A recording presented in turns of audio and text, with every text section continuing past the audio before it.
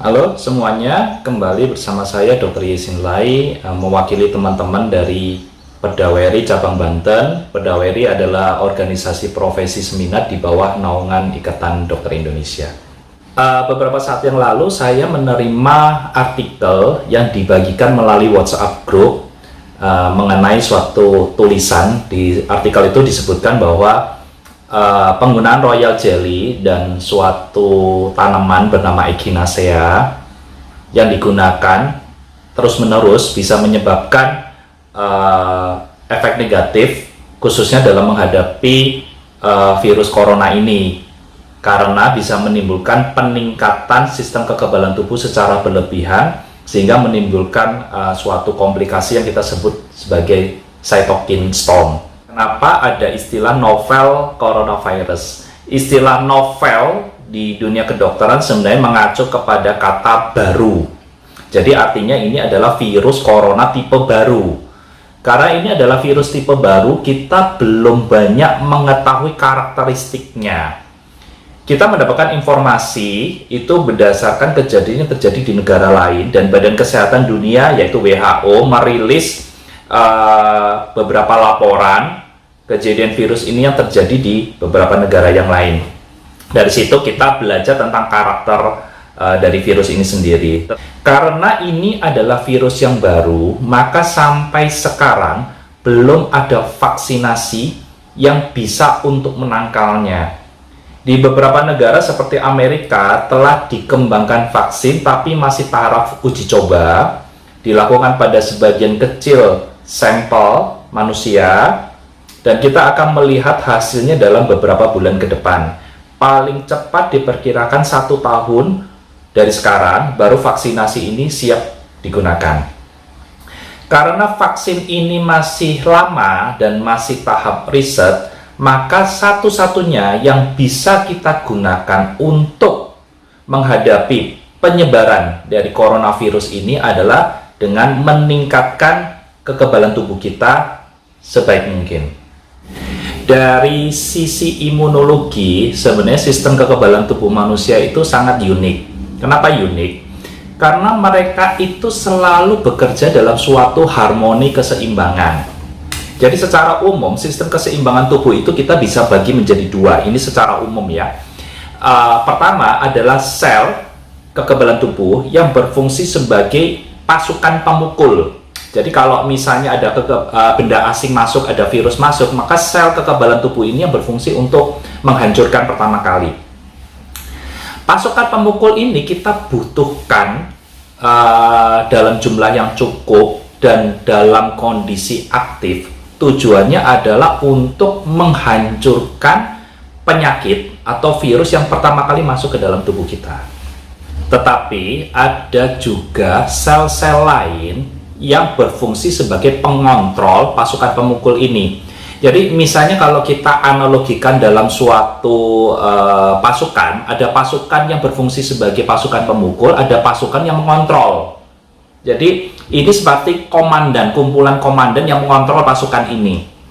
Di bahasa kedokteran kita menyebutkan sebagai sel efektor dan ini sebagai sel regulator. Keduanya adalah sistem kekebalan tubuh. Jadi mereka bekerja dalam harmoni keseimbangan.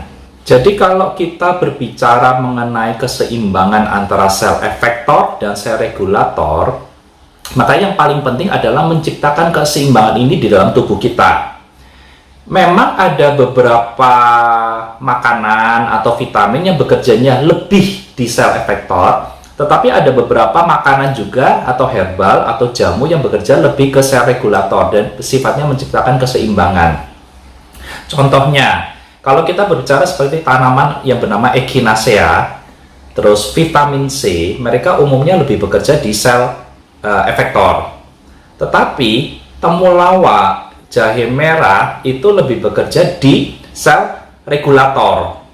Jadi inti yang mau saya sampaikan di sini adalah bahwa tidak perlu mengkonsumsi suatu vitamin dalam dosis yang berlebihan, karena itu tidak akan menimbulkan efek yang bermakna. Justru seringkali munculnya efek samping. Yang kita perlukan di sini adalah nutrisi seimbang. Misalnya gini, kita minum vitamin untuk meningkatkan daya tahan tubuh di sel efektornya, tetapi kita juga merokok sehingga menurunkan sel regulator, yaitu tidak ada gunanya. Kita mengkonsumsi vitamin dalam jumlah berlebih tetapi tidak tidur dalam waktu yang cukup, yaitu maka tidak akan terjadi keseimbangan. Sistem keseimbangan tubuh selalu bekerja dengan baik dalam suatu harmoni keseimbangan, di mana ada sel pemukul, ada sel pengontrol, dan mereka selalu bekerja secara seimbang. Menciptakan keseimbangan sistem kekebalan tubuh itu yang paling penting buat kita. Seiring bertambahnya usia dan gaya hidup, kedua sel ini sering menjadi tidak seimbang, sehingga muncul penurunan sistem kekebalan tubuh yang berimplikasi pada munculnya penyakit, termasuk penyakit kronis. Ada suatu metode di mana kita bisa meningkatkan sistem kekebalan tubuh kita secara seimbang atau secara harmoni. Hal ini sudah saya bahas pada video kami sebelumnya, yaitu mengenai jemur matahari. Ada sedikit cerita menarik sehubungan dengan jemur matahari ini. Beberapa puluh tahun yang lalu, salah satu penyakit di dunia yang cukup menakutkan dan menimbulkan kematian yang cukup tinggi adalah penyakit tuberkulosis. Saat itu belum ditemukan antibiotik atau obat-obat untuk pengobatan tuberkulosis. Nah, bagaimana cara para dokter di waktu itu mengobati penyakit-penyakit tuberkulosis? Didirikanlah suatu tempat yang bernama sanatorium. Sanatorium adalah suatu rumah sakit, tetapi ditujukan untuk pasien penyakit kronis, khususnya penyakit tuberkulosis. Jadi pasien-pasien dengan tuberkulosis dikumpulkan di tempat ini, dan setiap hari mereka dijemur matahari. Dan selama proses penyembuhannya, mereka juga diberikan nutrisi yang baik, makanan bergizi, dan ternyata pasien-pasien ini mengalami kesembuhan, walaupun saat itu belum ditemukan antibiotik yang bisa untuk mengobati penyakit tuberkulosis. Jadi kembali lagi, kalau kita menghadapi suatu penyakit atau virus yang baru seperti COVID-19 ini, maka konsep pengobatan dengan meningkatkan sistem kekebalan tubuh melalui berjemur dan makanan bergizi adalah pengobatan yang bisa memberikan manfaat berarti buat kita. Jadi untuk mencapai ke suatu keseimbangan sistem kekebalan tubuh, maka jemur matahari dan makan makanan bergizi adalah suatu metode yang sangat dianjurkan. Tidak perlu memborong jahe merah di pasaran, tidak perlu memborong temulawak di pasaran, vitamin-vitamin kita borong semua. Karena alam sudah menyediakan suatu metode yang sangat berguna buat kehidupan manusia. Ada beberapa hal penting yang ingin kami bagikan sehubungan dengan sistem kekebalan tubuh ini, kaitannya bagaimana kita menghadapi mewabahnya virus corona. Yang pertama, sistem kekebalan tubuh menjaga kita supaya tidak sakit, atau menjaga supaya seseorang itu tidak jatuh ke dalam komplikasi lebih lanjut.